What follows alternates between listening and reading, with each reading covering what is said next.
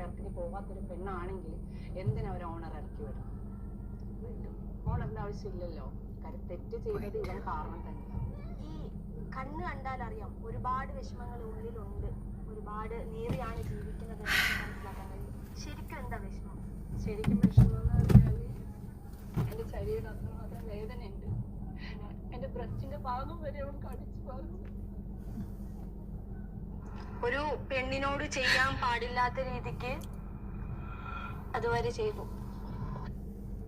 ഇമ്മാതിരി കാമപര്യാത്ത മിൽമയൊക്കെ കടിച്ചു പറിച്ചെന്ന് പാവം എൻ്റെ കൊച്ച് എന്തനുഭവിച്ച് കാണും. എന്നാലും എവിടെയോ എന്തോന്ന് ഇടിക്കുന്നത്, അതാണ് പ്രശ്നം. ഇന്ന് നമുക്ക് പറയാനുള്ളത് പീഡന പരമ്പരകൾ, ഹേമ കമ്മിറ്റിയുടെ പീഡനവും ഹേമ കമ്മിറ്റിയിൽ പാർട്ടിസിപ്പേറ്റ് ചെയ്ത പാർട്ടിസിപ്പൻസിന്റെ പീഡനവും അതിനോടനുബന്ധിച്ച് അവരനുഭവിച്ച വിഷമതകളുമാണ്. ദുഃഖമാർത്തലയ്ക്കുകയാണ് കൂട്ടുകാരെ, ദുഃഖാർത്ഥയായ ഒരു കുട്ടിയുടെ പ്രകൃതി വിരുദ്ധ പീഡനം, പ്രകൃതി വിരുദ്ധ കരച്ചിൽ നമുക്കൊന്ന് ശ്രദ്ധിച്ചാലോ. എനിക്കെന്താണെന്ന് അറിയത്തില്ല, ഇത് കണ്ടപ്പോൾ കോമഡി പറയാനാണ് തോന്നിയത്. നിങ്ങൾക്ക് എങ്ങനെ തോന്നുന്നുണ്ടോ ഇല്ലെന്ന് പറയുക കേട്ടോ. ഇവിടെ തലകുത്തിയിരിക്കുകയാണ്. എന്ത് ഇതിപ്പോൾ ആരുടെ ഇത്?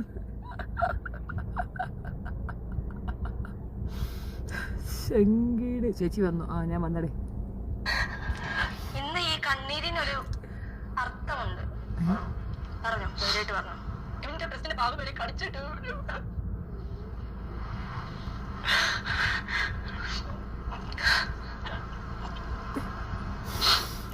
ശരിക്കും നമ്മൾ നേരിട്ട് കാണുന്ന മുഖങ്ങളല്ല ഒന്നും, പുറകിൽ ഒരുപാട് വേറെ മുഖങ്ങളുണ്ട്. അന്ന് ശരിക്കും എന്താ സംഭവിച്ചത്? ഇവൻ സംഭവിച്ചെന്ന് പറഞ്ഞാല് എന്നെ മലത്തി കിടത്തിയിട്ട് എന്റെ ബ്രസ്റ്റിന്റെ ഭാഗം. ഇവള് സൈക്കോണ് കേട്ടോ. അവള് കഷ്ടപ്പെട്ട് വിഷമിച്ചൊക്കെ ദുഃഖിച്ചൊരു കാര്യം പറയുമ്പോൾ ഉള്ളത് അന്ന് എന്തിനാണ് സംഭവിച്ചെന്ന് ഒന്നും കൂടെ പറയുന്നു. എന്ന് വെച്ചാൽ എന്താ ഒന്നും കൂടെ പറ, ഞാൻ കേക്കട്ട് കുൽസിതം ഒന്ന് പറ കേക്കട്ട്. ഇവൻ വാവുണ്ടി ചപ്പിയൊക്കെ ചെയ്ത് ഞാൻ എന്നിട്ട് എനിക്ക് പറ്റുന്നില്ല. എന്റെ കൈ രണ്ടിങ്ങനെ കെട്ടി വെച്ചിട്ട് എനിക്കിങ്ങനെ ചെയ്ത്. അപ്പൊ ഞാൻ പറഞ്ഞു, എന്തിനിത് ചെയ്യുന്നത്? നീ എന്തിനെന്ന് എന്റെ ദേഹത്തേറി ഇങ്ങനെയൊക്കെ ചെയ്യണം? കാര്യം ഞാനങ്ങനെ, എന്നെ അറിയുന്നവർക്ക് അറിയാം ഞാൻ പുറത്തോട്ട് ഒരു അനാവശ്യത്തിനോ ഇല്ലെങ്കിൽ ഒരു സെക്സ് വർക്കിന് ഞാൻ പോവാത്ത ഒരാളാണ്. കാര്യം അങ്ങനെ തോന്നുന്നുണ്ടെങ്കിൽ എനിക്കിങ്ങനെ പോയി നിന്നാ പോരെ. ഒരു മിനിറ്റ്, എനിക്ക് അങ്ങനെ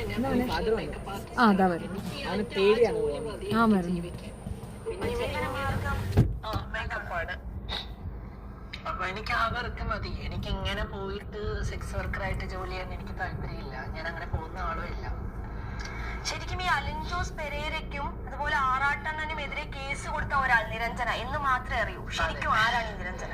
നിരഞ്ജൻ എന്ന് പറഞ്ഞൊരു വ്യക്തി ആലപ്പുഴയിലാണ് സ്വദേശം. ഞാൻ ആലപ്പുഴയിലാണ് ജനിച്ചു വളർന്നത്. അതിൻ്റെ ഇടയിൽ കൂടെ വേറൊരു ബിസിനസ് വന്നുകൊണ്ടാണ് പിള്ളേർ, ഞാൻ കൊച്ചിൻ്റെ സ്കൂളിലാണ് ഉള്ളത്. ആ ബിസിനസ് വന്നുകൊണ്ട് അതിൻ്റെ ഇടയ്ക്ക് ആ ഫ്ലോ എങ്ങ് പോയി നല്ല രസത്തിന് മൂഡിൽ വരികയായിരുന്നു. എന്തൊക്കെ പറഞ്ഞാൽ എന്തോ പെണ്ണ് കേട്ടില്ല, ഒന്നും കൂടെ കേൾക്കാം. ഞാൻ നിരഞ്ജനയിലോട്ടാക്കിയത്, ആ പേര് മാറ്റിയിട്ടാണ് നിരഞ്ജനയിലോട്ടാക്കിയത്. പക്ഷെ എന്റെ വീട്ടിലൊന്നും പ്രോബ്ലം ഇല്ല. ഇപ്പൊ എല്ലാവരും വീട്ടുകാരൊക്കെ ആയിട്ട് വളരെ അടുപ്പമൊക്കെ ഉണ്ട്. ആദ്യമൊന്നും അടുപ്പമൊന്നും ഇല്ലായിരുന്നു. പിന്നെ അത് കഴിഞ്ഞ് വീട്ടുകാരോട്ട് അടുത്തു സംസാരിക്കുകയൊക്കെ ചെയ്ത് പോവാറൊന്നുമില്ല.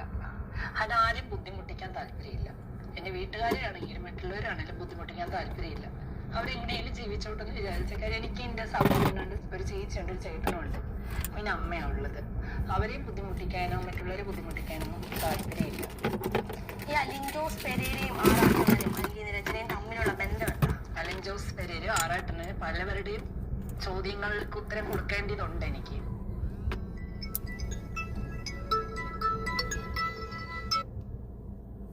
ആ മോനെ, ആ വരണോ? ഞാൻ ലൈവിലായിരുന്നു. മോൻ പറഞ്ഞാൽ മതിയോ? ഓക്കെ. ഞാൻ കൊടുക്കാറുമുണ്ട്. ഈ അലൻ ജോസ് പെരേരയുടെ കൂടെ അഭിനയിക്കാം, ചാൻസ് തരാം. നിരഞ്ജനയ്ക്ക് അലൻ ജോസിന്റെ ഭാര്യയായിട്ടൊരു റോളുണ്ട്. വിനീത പലവട്ടം വാഗ്ദാനം ചെയ്തപ്പോഴും ഞാൻ പറ്റില്ല എന്ന്. അപ്പോൾ അലൻ ജോസിന് വിനീതിന്റെ വീഡിയോ കോളിൽ, വാട്സപ്പ് വീഡിയോ കോളിൽ കൂടെ അലൻ ജോസ് സംസാരിച്ചു. എന്നിട്ട് അവന്റെ ഡ്രസ്സ് ഊരിയിട്ട് അവൻ പല രീതിയിലും കാണിക്കുക, എന്നെ നേക്കടാക്കാൻ വേണ്ടി. എന്റെ കാര്യം വിനീത് അത്രയുമായിട്ട് നല്ല ഫ്രണ്ട്ഷിപ്പായിരുന്നു. വിനീത് എന്നെ കുറിച്ച് പെരേരയോട് പറഞ്ഞിട്ടുണ്ട്, കാണണമെന്ന് പെരേര പറയുകയും ചെയ്തിട്ടുണ്ട് പലവട്ടം. അതായത് അലിൻ ജോസിനെ പരിചയപ്പെടുന്ന അന്ന് വരയ്ക്കും വിനീത് നല്ലൊരു ഫ്രണ്ട് ആയിരുന്നു. ഫ്രണ്ട് ഇപ്പൊ അതിന് ശേഷവും ഫ്രണ്ട്ഷിപ്പ് ആയിരുന്നു. ഈ കൈയൊക്കെ വെച്ചിട്ട് പരിപാടി നടത്തിയപ്പോൾ എനിക്ക് അവനോടുള്ള ആ ഒരു ഫ്രണ്ട്ഷിപ്പ് വാല്യൂ നഷ്ടപ്പെട്ട്.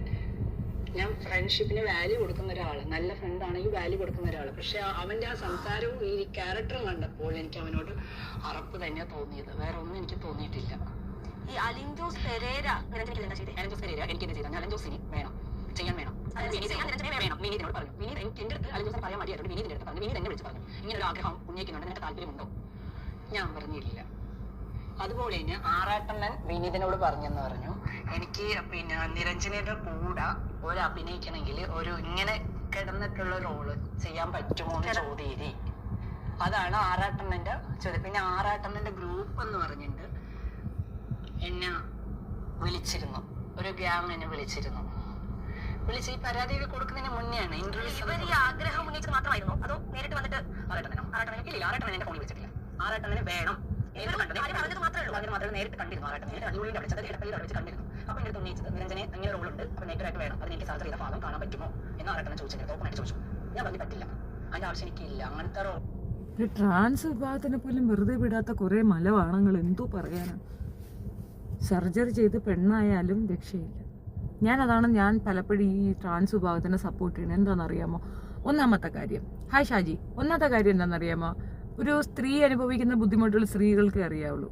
ഇനി അടുത്ത ജന്മം ഒന്നുണ്ടെങ്കിൽ സ്ത്രീയായിട്ട് വേണ്ട എന്ന് പറയുന്ന പിഴക്കാവാറും പെണ്ണുങ്ങളെല്ലാം തന്നെ അങ്ങനെ തന്നെ പറയും. എനിക്ക് ഇനി സ്ത്രീയായിട്ട് ജനിക്കേ വേണ്ട എന്ന് പറയുന്ന പെണ്ണുങ്ങളെ ഉണ്ടാവുള്ളൂ. അങ്ങനെ ഉള്ളിടത്ത് ഈ പെൺവേഷം കെട്ടിക്കൊണ്ട് നടക്കുന്ന ഒരു പെണ്ണാകാൻ ശ്രമിക്കാൻ സർജറി നടത്തുന്നുണ്ടെന്ന് കേൾക്കുമ്പോൾ സത്യം പറഞ്ഞാൽ പേടി തോന്നും. ഇവർക്ക് എന്തിൻ്റെ കേടാണ്? നമ്മളൊക്കെ അനുഭവിക്കുന്ന ബുദ്ധിമുട്ട് എന്താണെന്ന് നമുക്കല്ലേ അറിയാവുള്ളൂ. സ്ത്രീ എന്ന രീതിയിലുള്ള കുറേയധികം പ്രോബ്ലംസ് നമ്മൾ ഫേസ് ചെയ്യുന്നുണ്ട്. അപ്പോൾ ആ കാര്യമാണ് ഞാൻ പറഞ്ഞത്. ഇനി വേറെ അർത്ഥതലങ്ങളിലേക്ക് നിങ്ങൾ കയറി പോകണ്ട. അങ്ങനെയാണെങ്കിൽ പിന്നെ ഇവർ ഈ പെണ്ണാകാൻ കിടന്ന് വെപ്രാളപ്പെടുന്ന എന്തിനാണ്? എന്തോ ടെൻഷനാണ് എനിക്ക്, ഭയങ്കര ടെൻഷൻ. ഇപ്പോഴാണ് പിടി കിട്ടിയത്. ഈ സർജറി ചെയ്ത ഭാഗത്തു കൂടെ എന്തെങ്കിലും പ്രോഗ്രാം നടക്കില്ലെന്ന് ചോദിച്ചെന്ന്. അപ്പോൾ ഈ സർജറി കൊണ്ട് ഇവർക്ക് പ്രയോജനമുണ്ട് എന്ന് ഇതിൽ കൂടെ നിങ്ങൾക്ക് മനസ്സിലായി. മൊത്തത്തിൽ നിങ്ങൾക്ക് എന്തിനു മനസ്സിലായി? ഞാൻ വിശ്വസിക്കുന്നില്ല. അതാദ്യം തന്നെ പറയാം. ആറാട്ടെണ്ണ ഒരു പേട്ട് തലേനാണ്. ആറാട്ടെണ്ണ ആദ്യം ചിന്തിച്ചിരുന്ന മഞ്ജു വാര്യർ, അതിന് മുമ്പ് വേറൊരു പെണ്ണെ ചിന്തിച്ച്, അങ്ങനെ ഒരുപാട് പേര് ചിന്തിച്ച് കിടന്നിരുന്ന ആറാട്ടെണ്ണന് ഒരു കാരണവശാലും ഇങ്ങനെ ഒരു തോട്ട് ഉണ്ടാകാൻ ചാൻസ് വളരെ കുറവാണ്, തുലവും കുറവാണ് എന്നുള്ളതാണ് എൻ്റെ ഒരു പേഴ്സണൽ അഭിപ്രായം. നിങ്ങളുടെ അഭിപ്രായം നിങ്ങൾ പറയുക. ചെകുത്താൻ ഇതിനകത്ത് പെട്ടോടാ. ചെകുത്താൻ എനിക്ക് നിന്നെ സംശയമുണ്ടോടാ. ആറാട്ടെണ്ണൻ്റെ ഗ്യാങ് വിളിച്ചെന്ന് പറയുമ്പോൾ ആറാട്ടെണ്ണന് 2 ഗ്യാങ്ങേ ഉള്ളൂ. ഒന്ന് നിന്റെ ഗ്യാങ്ങും ഒന്ന് ബാലയുടെ ഗ്യാങ്ങും. ബാലയുടെ ഗ്യാങ് വിളിച്ചോ ഇല്ലയെന്ന് കണ്ടെടുത്തേണ്ടിയിരിക്കുന്നു. അത് പിന്നെ ദിസ് ഈസ് എ റാങ് എന്ന് പറഞ്ഞുകൊണ്ട് നടക്കുന്ന ഒരാളാണ്. എനിക്കത് വലിയ വിശ്വാസമില്ല. പക്ഷെ നിന്നെ എനിക്ക് ഡൗട്ടുണ്ട്. ചെകുത്താൻ ഇതിൻ്റെ പിന്നിലുണ്ടോ ഇല്ലയോ എന്നുള്ളത് സംശയമുണ്ട്. ഈ പാവപ്പെട്ട ഈ സ്ത്രീയെ എങ്ങനെ നിങ്ങൾക്ക് ചെയ്യാൻ തോന്നി? മഹാവൃത്തികെട്ടവന്മാർ. ഒരു അല്പം മനസ്സാക്ഷി ആ സ്ത്രീയോട് കാണിക്കാൻ കരച്ചിലൊക്കെ ഭയങ്കര ആർട്ടിഫിഷ്യൽ ആയിട്ടുണ്ട്. എന്താ കുറച്ചുകൂടെ കേൾക്കാം. അല്ലല്ലോ നിങ്ങൾ പറഞ്ഞത്. പിന്നെ ബ്രൈറ്റിന്റെ വീട്ടിൽ പോയി കിടക്കാൻ വിനീത് എൻ്റെ അടുത്ത് ആവശ്യപ്പെട്ടു. അതേത് അർത്ഥത്തിലെ കല്യാണം കഴിക്കാമെന്ന് വന്ന വാഗ്ദാനം തന്ന ആ വ്യക്തി തന്നെ അവന് വീടെടുത്ത് തരാൻ പറ്റിയില്ലെങ്കിൽ അവൻ എന്തിനെ എന്നെ വേറെ ആൾക്ക് കൂട്ടിക്കൊടുക്കുന്നത്? ഏതർത്ഥത്തില്? ഞാൻ എന്തിനാ ബ്രൈറ്റിന്റെ? അപ്പൊ ഇവൻ പറയുകയും ചെയ്തു, നിനക്ക് വീടില്ലെങ്കിൽ പിന്നെ ബ്രൈറ്റിന്റെ വീട് പറവൂരുണ്ട്, അവിടെ അവൻ ഒറ്റയ്ക്കാണ്, താല്പര്യമുണ്ടോ? ഞാൻ പറഞ്ഞില്ല. അവനോട് പറയും അവിടെ വീടുണ്ടോ നോക്കി തരാൻ പറയും. അവൻ്റെ ഇവിടെ താമസിക്കാൻ താല്പര്യമില്ല. അപ്പോഴും എനിക്ക് പറഞ്ഞിട്ടില്ല, അവനോട് നിൽക്കുക, അവിടെ ട്രാൻസ്ജെൻഡേഴ്സ് ഒക്കെ താമസിക്കുന്നതെന്ന് പറഞ്ഞു. പിന്നെ ബ്രൈറ്റ് പറഞ്ഞു, സർജറി ചെയ്ത ഭാഗം കാണിച്ചു തരുമോ ചോദിച്ചു. അതാണ് അവന്റെ കൊടുക്കാതിരുന്ന വാശിക്ക് തന്നെ കൊടുത്തതാ. കാരണം തെളിവുകൾ ധാരാളം ഉണ്ടായിട്ട് ഞാൻ കൊടുക്കാതെ മറഞ്ഞു നിന്നതാ. ഇത് എന്താണെന്നറിയാമോ? അന്നൊന്നും പരാതിപ്പെട്ടില്ല. ബ്രസ്റ്റ് കടിച്ച് മുറിച്ചെടുത്തു, കടിച്ച് പിരിച്ചെടുത്തു എന്നൊക്കെ പറയില്ല. അന്നൊന്നും പരാതി ഇപ്പൊ പരാതി പറയണത് എന്താണെന്നറിയാമോ? ഇപ്പം എനിക്ക് റീസെൻ്റ്ലി ഒരു ഇൻഫർമേഷൻ വന്നതാണ്. ഞാൻ ആരാ എന്താണെന്നൊന്നും ഞാൻ കൂടുതൽ വ്യക്തമാക്കത്തില്ല, അതൊന്നും എൻ്റെ അടുത്ത് ചോദിക്കേണ്ട. ബട്ട് ഞാൻ ഒരാൾക്കെതിരെ ഭയങ്കര ശക്തമായി നിൽക്കുന്നുണ്ടായിരുന്നു. അത് എൻ്റെ ജെനുവിനായിട്ടുള്ള എൻ്റെ കയ്യിൽ അതിൻ്റെ ഡീറ്റെയിൽസ് ഉള്ളത് കൊണ്ട് തന്നെയാണ്. പക്ഷെ അതിൻ്റെ അർത്ഥം ഫേക്കായി നിൽക്കുന്നവരെല്ലാം ഞാൻ പ്രൊട്ടക്റ്റ് ചെയ്യും അല്ലെങ്കിൽ ഞാൻ അവർക്ക് വേണ്ടി സംസാരിക്കുമെന്നല്ല. ഒരു കാരണവശാലും ഞാൻ ചെയ്യത്തില്ല. എനിക്ക് ഫേക്കെന്ന് തോന്നിയാൽ ഫേക്കെന്ന് തന്നെ പറയും. തെളിവില്ലാത്തതുകൊണ്ട് ഞാൻ മിണ്ടാതിരിക്കുന്നു. തെളിവുള്ളവരെ ഞാൻ തെളിവ് വെച്ച് പറയും, അത്രയേ ഉള്ളൂ. ഈ വിഷയത്തിൽ ഈ സ്ത്രീ പറയുന്നതിനോട് ഒട്ടും യോജിക്കാൻ വയ്യ, വിശ്വസിക്കാൻ ഭയങ്കര ബുദ്ധിമുട്ടുണ്ട്. വേറൊന്നും കൊണ്ടല്ല, ഒരു കിളി പോയ സാധനം. എനിക്കങ്ങനെ മനസ്സിലായത്. ട്രാൻസ് വിഭാഗത്തിന് അവരോട് എങ്ങനെ സംസാരിക്കണം പ്രവർത്തിക്കണമെന്ന് സർക്കുലറുണ്ട് പോലീസ് ഇടങ്ങളിൽ തന്നെ. പൊതുസമൂഹത്തിൽ അവർക്കെതിരെ അവഹേളനങ്ങൾ പറഞ്ഞാൽ, അവഹേളനം മാത്രമല്ല, ഇപ്പം നമ്മൾ 9 എന്നുള്ള രീതിയിലൊക്കെ ഒരു പരാമർശം നടത്തും, അതുപോലും ക്രൈമാണ്. അതുവരെ പ്രശ്നം. അത് അങ്ങനെ പറഞ്ഞാൽ പോലും അവർക്ക് കേസ് കൊടുക്കാൻ പറ്റും. അവരെ പറ്റിയുള്ള എന്തെങ്കിലും ഡിസ്കഷൻ പോലും വളരെ സെൻസിറ്റീവാണ്, വളരെ ആലോചിച്ച് തന്നെ പറയണം. അല്ലാത്ത പക്ഷം അതിനെതിരെ കേസ് കൊടുക്കാൻ അവർക്ക് സാധിക്കും എന്നുള്ളത് കൊണ്ട് അത്രയും പ്രിവിലേജ്ഡാണ് അവർ. ഒരുപക്ഷെ സ്ത്രീകളെക്കാൾ പ്രിവിലേജ് അവർക്ക് കിട്ടുന്നുണ്ട്. അപ്പോൾ ഇത്തരക്കാരെ കുറേ പേരെ മുൻപോട്ട് കൊണ്ടുവരിക എന്നുള്ളതായിരിക്കും ഉദ്ദേശ ലക്ഷ്യം. അപ്പോഴും നിയമം കൂടെ നിൽക്കില്ല എന്നുള്ള വസ്തുത. രഞ്ജിത്തിനെതിരെ വന്ന ഒരു ട്രാൻസ് വിഭാഗം ചെറുക്കനുണ്ടല്ലോ, ആ പയ്യൻ പറഞ്ഞതിനകത്ത് ഇവർക്ക് പറയാൻ അറിയത്തില്ല എന്നുള്ളതാണ് വസ്തുത. എനിക്കതാണ് മനസ്സിലായത്. ഈ കള്ളമൊക്കെ പഠിപ്പിച്ചു കൊടുക്കുമ്പോൾ നന്നേ കൃത്യമായിട്ട് പഠിപ്പിച്ചു കൊടുക്കണ്ടേ? അവിടുന്ന് ഇവിടുന്ന് ഒക്കെ ചോദ്യങ്ങൾ വരത്തില്ലയോ? ചോദ്യങ്ങളിൽ നിങ്ങൾ വിട്ടുപോവില്ലയോ? അതാണ് ഇതിനകത്ത് നടന്നിട്ടുള്ളത്. ആ പയ്യൻ വന്ന് പറഞ്ഞ എന്താണ്, ഉഭയകക്ഷി സമ്മതപ്രകാരം അവൻ ചെയ്തു കൊടുത്ത ഇത്. ഈ രീതിയിൽ വൈരുദ്ധ്യം അല്ലെങ്കിൽ പ്രകൃതി വിരുദ്ധത ഒരുപാട് നടത്തുന്നുണ്ട് വ്യക്തികൾ കേട്ടോ. വല്ലാത്തൊരു മാനസികാവസ്ഥയാണ്. അല്ലെങ്കിൽ പിന്നെ ഇങ്ങനെയൊക്കെ ചെയ്യാൻ തോന്നുന്നു, എനിക്കറിയില്ല. എന്തായാലും അവരെ കൊണ്ടുവന്ന് ഇനി ഇത് വേറെ രീതി ഡൈവേർട്ട് ചെയ്ത് പോകുമ്പോൾ ഇനി ഇതിനോടനുബന്ധിച്ച് ആര് എന്ത് പറഞ്ഞാലും ഒരാളും ഇത് അതിൻ്റെതായ രീതിയിൽ അക്സെപ്റ്റ് ചെയ്യില്ല എന്നാണ് എനിക്ക് മനസ്സിലായിട്ടുള്ളത്. അങ്ങനെയല്ലേ? അക്സെപ്റ്റൻസ് വളരെ പോയില്ലേ? ഇപ്പോൾ ഇതൊരു കാഷ്വൽ ടോക്കായി മാറിയിരിക്കുന്നു. നിന്നെയും പിടിപ്പിച്ചിട്ടുണ്ടോ, നീയുമുണ്ടോ എന്നൊരു ചോദ്യത്തിലേക്ക് എത്തിയിരിക്കുന്നു. ആകെ മൊത്തത്തിൽ എല്ലാവരും അതിനകത്തുണ്ട്, എല്ലാ വാഴത്തോട്ടങ്ങളും ഉണ്ട്. പക്ഷെ എടുത്തു പറയാൻ ആരുമില്ല. ഒരു വല്ലാത്ത അവസ്ഥ അല്ലേ? എനിക്കും അത് തന്നെ മനസ്സിലായത്. ഇവരുടെ കാര്യം ഇട്ടിട്ട് ഇതിന് റിയാക്ട് ചെയ്യുമെന്ന് ചോദിച്ചവരോടാണ് ഈ റിയാക്ഷൻ. ഞാൻ സത്യമായിട്ടും എൻ്റെ ടൈം വേസ്റ്റ് ചെയ്യുന്നത് പോലത്തെ ഒരു റിയാക്ഷനാണ്. ഈ സ്ത്രീക്ക് അതാ വന്നല്ലോ ലവലി, വന്നല്ലോ, അയ്യോ എനിക്ക് കളിക്കാൻ അറിയത്തില്ലടാ, കളിക്കാൻ അറിയാവുന്ന ആരുടെങ്കിലും പോയി ചോദിക്കും. ഈ സ്ത്രീ പറയുന്ന ലെവലിലുള്ള ഒരു സംഗതി നടക്കാൻ വളരെ ചാൻസ് കുറവാണ്. ഇവർ പറയുന്നതൊന്നും തന്നെ, ഹായ് അമ്മ, പറയുന്ന ഒന്നും തന്നെ പ്രാക്ടിക്കൽ അല്ല. ഒരിക്കലും ഇത് സംഭവ യോഗ്യത ഉള്ളതല്ല. ഒന്നാമത്തെ കാര്യം, വീട്ടിൽ ചെന്നു, വീട്ടിൽ നിൽക്കാൻ പറഞ്ഞു. നിങ്ങൾക്ക് അറിയത്തില്ലേ വീട്ടിൽ നിൽക്കാൻ പറയുമ്പോൾ വേറെ എന്തെങ്കിലും ഉദ്ദേശ ലക്ഷ്യങ്ങൾ ഉണ്ടാകുമെന്ന്. പാതിരാത്രി അവിടെ നിൽക്കാൻ പറയണേ എന്തിനാ? യവന്മാരെ കൂടെയൊക്കെ കിടക്കണേ എന്തിനാ? നിങ്ങൾ ട്രാൻസ് അല്ലേ, നിങ്ങൾ മാറിയില്ലേ? പിന്നെ നിങ്ങൾക്ക് അറിയത്തില്ല, നിങ്ങൾ പെണ്ണായി മാറിയ പിന്നെ പെണ്ണിൻ്റെ ഇത് നോക്കണ്ടേ? പെണ്ണുങ്ങൾ ചില റെസ്ട്രിക്ഷൻസ് ഒക്കെ ഉണ്ട്, അല്ലെങ്കിൽ ഇങ്ങനത്തെ പണികളൊക്കെ കിട്ടിയെന്ന് വരും.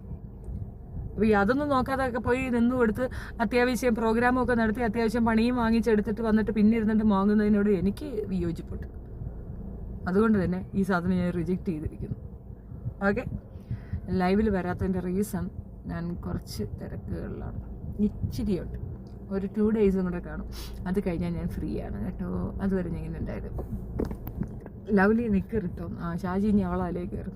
അത് ലവ്ലിയും കൂലിയൊന്നുമല്ല, അത് നമ്മൾ എന്തെങ്കിലുമൊക്കെ തിരിച്ച് പറയണത് കേൾക്കാൻ വേണ്ടി മാത്രം വന്ന് കമൻ്റ് ഇടുന്ന നല്ല മൊണ്ണയാണ്. മൊണ്ണ ഇന്ന് കുറേ പേരുടെ കല്യാണം കണ്ടു കേട്ടോ. ഞാനിങ്ങനെ മതിമറന്നിരിക്കുകയാണ്. പക്ഷെ ഞാൻ ഒരിക്കലും കൃഷ്ണകുമാറിൻ്റെ മകൾ ഇങ്ങനെ ഒരു കല്യാണം കഴിക്കുമെന്ന് ഞാൻ വിചാരിച്ചില്ല. അതെന്താ ഒരു ഫങ്ഷനൊന്നും ഇല്ലാതെ ഏതോ ആഘോഷമാക്കുന്ന അവർക്കിതൊരു സിമ്പിൾ പരിപാടി, സിംപ്ലിഫിക്കേഷൻ ഫീൽ ചെയ്തു. ഇനി അനുബന്ധമായിട്ട് വല്ലതും കാണുമോ? ഒന്നാമത്തെ കാര്യം, ഇതിന് മുമ്പ് ഒരു പ്രീ വെഡിങ് ഒക്കെ റെഡിയാക്കിയിരുന്നപ്പോൾ ഞാൻ വിചാരിച്ചു ഇപ്പോൾ വെഡിങ് ഒക്കെ തകർത്ത് വരും. പിന്നെ ഇതൊക്കെ എക്സ്പെൻസ് അല്ലേ? അതോ മാതൃകയ്ക്കാണോ? അതോ കാശില്ലാത്തതുകൊണ്ടാണോ? എന്തായിരിക്കും? ഇവരാഘോഷിച്ചാലും കുഴപ്പം, ആഘോഷിച്ചില്ലെങ്കിലും കുഴപ്പം അല്ലേ? സംതിങ് പിശി you don't feel, I do feel. Seriously, എന്തുകൊണ്ട് കൃഷ്ണകുമാറിന് മക്കളിൽ വേറുകൃത്യമുണ്ട്? നമുക്കിനി അത് ആ ക്യാപ്ഷൻ ഇട്ട് ഒരു വീഡിയോ ചെയ്താലോ? പക്ഷപാതം മക്കൾക്കിടയിൽ മിക്കയിടത്തുണ്ട്. എൻ്റെ വീട്ടിലുണ്ട്. എൻ്റെ അമ്മച്ചിക്കാണ്, എൻ്റെ അമ്മച്ചിയുടെ മൂത്ത മോളെയാണ് ഏറ്റവും ഇഷ്ടം. പിന്നെ ചോദിച്ചു കഴിഞ്ഞാൽ എൻ്റെ ഇളയ മോളെന്ന് പറയും. ഞാൻ നടുക്കായതുകൊണ്ട് എന്നോടൊരു സ്നേഹമില്ല എൻ്റെ അമ്മയ്ക്ക്. ചിലപ്പോൾ അങ്ങനെ ആയിരിക്കുമോ? പിന്നെ എല്ലാ ചെറുക്കൻ്റെ കല്യാണം ഒന്നായിരുന്നു. ഏതാ? മുടിയൻ. ഒരു സുന്ദരി മോളെ കല്യാണം കഴിച്ചിട്ട് എന്തൊരു ഭംഗിയാ കൊച്ചിനെ കാണാനായിട്ട്, നല്ല രസമുണ്ട്. പിന്നെ അതിനകത്ത് നമ്മൾ സിബിനുണ്ടായിരുന്നു, പിന്നെ അവർ മുല്ലപ്പൂ ഉണ്ടായിരുന്നു. മുല്ലപ്പൂവിൻ്റെ ഇപ്പോഴത്തെ ഡിങ്കോൾഫിക്ക ബെപ്പാട്ടനുണ്ടായിരുന്നു. അങ്ങനെ എല്ലാവരും ഉണ്ടായിരുന്നു. അവർ രണ്ട് സൈഡിലൊക്കെ നിന്നിട്ട് ഞാറത ഇങ്ങനെയൊക്കെ വെച്ചോണ്ടിരിക്കുന്നുണ്ടായിരുന്നു. ഈ സാധനം ഇങ്ങനെ വെച്ചോണ്ടിരിക്കുന്നുണ്ടായിരുന്നു. അങ്ങനെ മൊത്തം കല്യാണമായിരുന്നു. ഞാനും പോയൊരു സദ്യയൊക്കെ കഴിച്ച്. നമ്മളെ ആരും കല്യാണത്തിനൊന്നും വിളിച്ചില്ലടേ, നമ്മളെന്നും ആർക്കും അറിഞ്ഞൂടെ, അതുകൊണ്ടാണ്. എന്നാൽ ഇത്ര സിമ്പിളായിട്ട് ഇതൊക്കെ നടത്താൻ പറ്റുമോ? എന്തെങ്കിലും കുത്തിക്കുഴപ്പം ഉണ്ടാക്കാമെന്ന് കാത്തിരുന്നതായിരുന്നു. അപ്പോഴുണ്ട് പെണ്ണ് വെറുതെ നിസ്സാരമായിട്ടൊരു കല്യാണം കഴിച്ച വണ്ടി കയറി അങ്ങ് പോയി. സത്യമായിട്ട്. Hi jail tech. ഈ പേര് ഞാൻ എവിടെയോ കേട്ടേക്കണല്ലോ. ആ, നല്ല കാര്യം. ഒരു ഇൻഫർമേഷനും കൂടെ തരാം. നമ്മൾ റീസെൻ്റ്ലി ഇടപെട്ട ഒരു വലിയ വിഷയമുണ്ടല്ലോ, ഒരു ഹാർട്ട് ബ്രേക്കിംഗ് വിഷയം. അപ്പോൾ അതിൽ നിന്ന് പിന്മാറിയോ മാറി നിന്നോ എന്നൊക്കെ ചോദിക്കുന്നുണ്ടായിരുന്നു. ഒന്നാമത്തെ കാര്യം എന്താണെന്നറിയാമോ, നമ്മളൊരു കാര്യം ഒരു പറ്റം ആൾക്കാർക്ക് വേണ്ടിയിട്ടാണ് നമ്മൾ പ്രതിനിധിയാകുന്നത്. അല്ലാണ്ട് നമുക്ക് ഇതിനകത്ത് കാര്യമില്ല പോകുന്നില്ല, നമ്മളവിടെ വർക്കും ചെയ്യുന്നില്ല, നമുക്ക് ശമ്പളം തരാനും ഇല്ല. പക്ഷെ നമ്മളൊരു ഒരു കൂട്ടം ആൾക്കാർക്ക് വേണ്ടിയിട്ടാണ് ആ ഒരു പ്രതിനിധിയായി മുൻപോട്ട് വന്ന് നിൽക്കുന്നത്. ആ സമയത്ത് ഒരുമാതിരി വാഴ, തൊണ്ണ, മക്ക, ചക്ക എന്നൊക്കെ പറഞ്ഞ് അപ്പുറത്ത് നിൽക്കുന്ന ഒരു വലിയ വർത്താനമൊക്കെ പറഞ്ഞു കഴിഞ്ഞാലുള്ള പ്രശ്നം എന്താണെന്നറിയാമോ, നാളെ അവർക്ക് ഈ പ്രശ്നം വരുമ്പോൾ ഒരു പട്ടിച്ചീറ്റനും ഉണ്ടാകത്തില്ല, ഒരാളും ഉണ്ടാകില്ല എന്നുള്ളതാണ്. റീസെൻ്റ്ലി അതിൽ നിന്ന് കുറച്ച് പേര് മുറുമുറുക്കൽ കൊണ്ട് വന്നിട്ടുണ്ട്. ബട്ട് വാട്ട് ടു ഡു, നമ്മളുടെ സ്വഭാവം അത് തന്നെയാണല്ലോ, നമ്മളത് അംഗീകരിക്കുക എന്നുള്ളതിനപ്പുറം വേറെ ഒന്നും പറയാനില്ല. ഏതായാലും വരും ദിവസങ്ങളിൽ നിങ്ങൾക്ക് കൂടുതൽ കാര്യങ്ങൾ അതിനെപ്പറ്റി ഡീറ്റെയിൽഡ് ആയിട്ട് തരാം. ഒരു സാധനം അങ്ങോട്ട് ഇട്ടു, അത്രയും വിചാരിച്ചാൽ മാത്രം മതി. എനിക്ക് ഏകദേശം കിട്ടി. ഞാൻ ഇന്ന് വരെ പോയി പറഞ്ഞതോ ചെയ്തതോ ആയ കാര്യങ്ങളിലൊക്കെ തന്നെ എൻ്റേതായ ഒരു സിഗ്നേച്ചർ ഞാൻ അവിടെ ആക്കി വെച്ചിട്ട് വന്നിട്ടുണ്ടാകും. ഒരു കാരണവശാലും നുണയുടെ കൂടെയോ കള്ളപ്രചരണങ്ങളുടെ കൂടെയൊന്നും ഞാൻ നിന്നിട്ടില്ല. അപ്പോൾ അത് കണ്ട സ്ഥിതിക്ക് എനിക്ക് മനസ്സിലായൊരു കാര്യം, വീണ്ടും ചങ്കരം മാവേ തന്നെ അല്ല തെങ്ങേ തന്നെ ഇറങ്ങൂല. അതാണ് കുഴപ്പം. ഇനിയും നന്നാവില്ല എന്ന് പറയുന്നവരെ പിന്നെ എന്ത് ചെയ്യുക, നന്നാക്കുക എന്നുള്ളതാണ്. അടുത്ത പ്രാവശ്യത്തെ ഒരു അറ്റാക്ക് സിവിയർ ആയിരിക്കും. ഇത്തവണ ഞങ്ങൾ സുനാമി അടിച്ചങ്ങിടുമെന്നാണ് ഞങ്ങൾ പ്ലാൻ ചെയ്തിരിക്കുന്നത്. വരും ദിവസങ്ങളിൽ നിങ്ങൾക്കത് കാണുവാൻ സാധിക്കും എന്നുള്ളതാണ് വസ്തുത. ഞാനിന്ന് മോൻ്റെ സ്കൂൾ വരെ ഒന്ന് വന്ന്, ഞാൻ സ്കൂളിലാണുള്ളത്. സോ വീട്ടിൽ പോയ ശേഷം വീണ്ടും വീഡിയോ ഇടുന്നതായിരിക്കും. തൽക്കാലം ഇത്രയേ ഉള്ളൂ. ടാറ്റാ ബാബൈ. ഒന്നുമില്ല രഘിച്ചേട്ടാ, നമ്മുടെ ഒരു ട്രാൻസ് വിഭാഗം പെണ്ണില്ലേ, എനിക്ക് ആ പെണ്ണിൻ്റെ പേര് നിരഞ്ജനയോ അങ്ങനെ എന്തോ, അത് പിന്നെ നമ്മുടെ ആറാട്ടണ്ണനെയും വേറൊരു പെണ്ണുണ്ടല്ലോ, ആറാട്ടണ്ണന അല്ലാതെ വേറെ ഒരുത്തനുണ്ടല്ലോ, വിനോദ്, വേറെ ഏതോ ഒരുത്തൻ, അലൻ ജോസ്, വിനോദ്, ആറാട്ടണ്ണൻ, ഒരു മൂന്നുപേരൂടെ ചേർന്ന് കെട്ടിയിട്ട് റേപ്പ് ചെയ്തിരുന്നു. ഷോ, എന്തൊരു ഭംഗിയുള്ള കൊച്ചാണെന്നറിയാം. എന്നെ കണ്ടാലും കെട്ടിയിട്ട് റേപ്പ് ചെയ്ത് പോകും സത്യമായിട്ടും. അമ്മാതിരി ഒരു സംഭവം. എനിക്ക് പക്ഷെ ആ പെണ്ണ് കാണിച്ചതൊക്കെ കണ്ടപ്പോൾ ഒരു ചെറിയ കള്ളത്തരം ഫീൽ ചെയ്തു. എനിക്കറിയത്തില്ല, ചിലപ്പോൾ അവരുടെ വിഷമായിരിക്കും. അവരുടെ മാറൊക്കെ ഉണ്ടല്ലോ, നിപ്പിളൊക്കെ കടിച്ച് പറിച്ചെടുത്തെന്നു, എന്നിട്ട് അവർ പിന്നെ സർജറി ചെയ്ത് ഒട്ടിച്ച് വെച്ചിരിക്കുകയാണെന്നൊക്കെയാണ് പറയണത്. ഇത്രയും വൾഗറായിട്ട് ഇവരെ ബിഹേവ് ചെയ്തിട്ട് അവർ അന്ന് പരാതി കൊടുത്തില്ല, ഇപ്പം കൊണ്ടുവന്ന് പരാതി കൊടുത്തെന്ന്. അതിനകത്ത് എന്തൊരു ഫിഷി ഇല്ലേ എന്ന് ചോദിച്ചു കഴിഞ്ഞാൽ ഫിഷി ഉണ്ട്. പക്ഷെ അവർ സമ്മതിക്കാത്തടത്ത് നമുക്ക് എന്ത് ചെയ്യാൻ പറ്റും? അതൊന്ന് പറയാമെന്ന് വെച്ചു, അത്രേ ഉള്ളൂ, വേറൊന്നുമില്ല. പിന്നെ വരാം. ടാറ്റാ.